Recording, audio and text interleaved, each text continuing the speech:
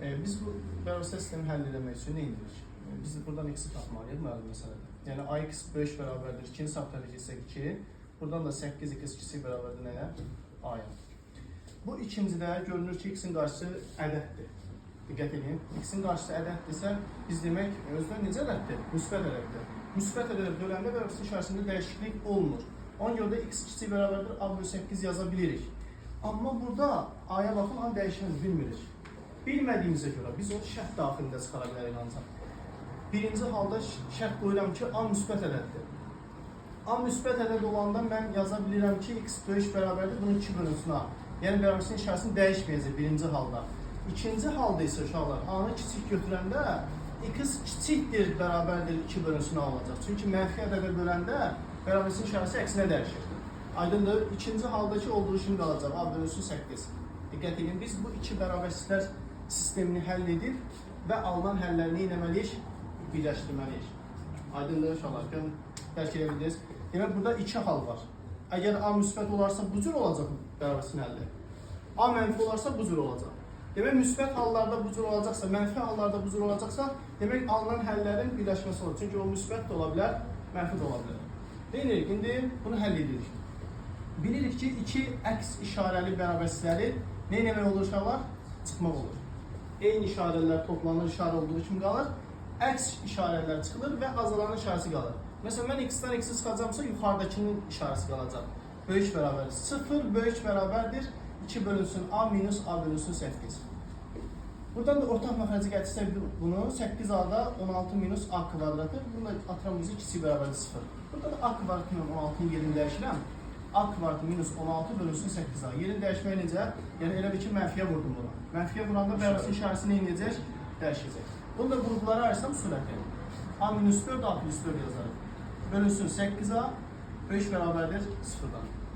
Bu rasional bərabərsizlikdir. Rasional bərabərsizliyi həll etmək üçün intervallar üstündən istifadə edəcəyik. Sürət və məxrəcin bütün sıfıra çevirən qiymətləri tapılır. Sürətdəki qrupları da ayıraqda sıfıra bərabər edirik. Yəni bu sərhəd nöqtələrini tapmaq üçün. Yəni o demək deyil biz a-nı sıfıra bərabər edəcəyik, a-nı sıfır tapacağıq, sıfır bunu ödəyənidir. Xeyr, sıfır bunun sərhəd nöqtəsidir. Yəni bərabərsizliyin həlləri həmin o hissələrə qədər olacaq. Yəni buradan alacağıq ki, biri olacaq 4, biri mənfi 4, biri də 0 olacaq. Bu onun sərhəd nöqtələridir. Sərhəd nöqtəsi bərabərsizliyin həlli ola da bilər, olmaya da bilər. Məsələn, 0 sərhəd nöqtəsi bu bərabərsizliyin həlli olmayacaq. Çünki harda gəlir? Məxrəcə görə. Amma 4 ilə mənfi 4 isə həlli olacaq. Demək, mənfi 4-ü daxil edəcəyik, 0 daxil olmayacaq, müsbət 4-ü də daxil edəcəyik. Ən sağ müsbət, mənfi, müsbət və mənfi kimi adlandırışaq, bizə bərabərsizliyin böyük müsbət həlləri lazımdır. Yəni 4 müsbət sonsuz, mənfi 4-dən 0-a kimi bunun həlli olacaq, birincinin həlli. Keçdik ikinciyə uşaqlar. İkinciyə baxanda görünür ki, uşaqlar, demək, x kiçik bərabərdir 2 bölə, x kiçik bərabərdir a bölü 8. Demək, bərabərsizliyin işarələri eynidir. Baxın elə, bərabərsizlik sistemində bilirik ki, sistemin həllərində, yəni həllər kəsişdirilir uşaqlar, ortaq həll edilir. Ola bilməz ki, bərabərsizliyin x2 də qiymət olsun, x-i də eyni istiqamətdə geçsin, yəni x kiçik bərabərdir 2 bölə nə deməkdir? Yəni mənfi sonsuzdan hara kimi? 2 bölə kimi. X kiçik bərabərdir a bölü 8 nə deməkdir? Mənfi sonsuzdan a bölü 8-ə kimi hazır x-in qiymətləridir bunlar.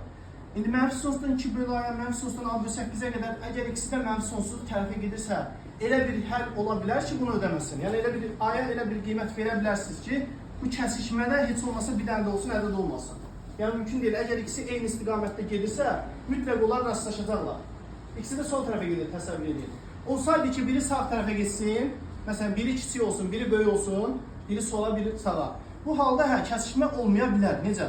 Məsələn, biri buradan gedir, biri buradan gedir. Ola bilər, hə, kəsişmə də ola bilir. Sadəcə olaraq olmaya da bilir. Amma eyni istiqamətdə gedən bərabərsizliklərdə isə mümkün deyil ki, olmasın.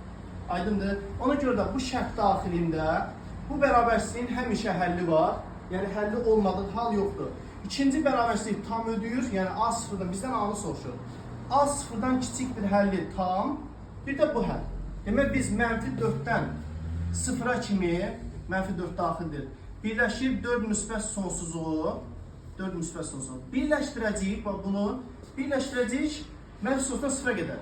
Mənfi sonsuzdan 0-a qədərlə birləşdirəcəyik. Onda cavabımız olacaq, əgər bunları birləşdirəcəksə, mənfi sonsuzdan sıfıra kimi birləşir hardan hara kimi?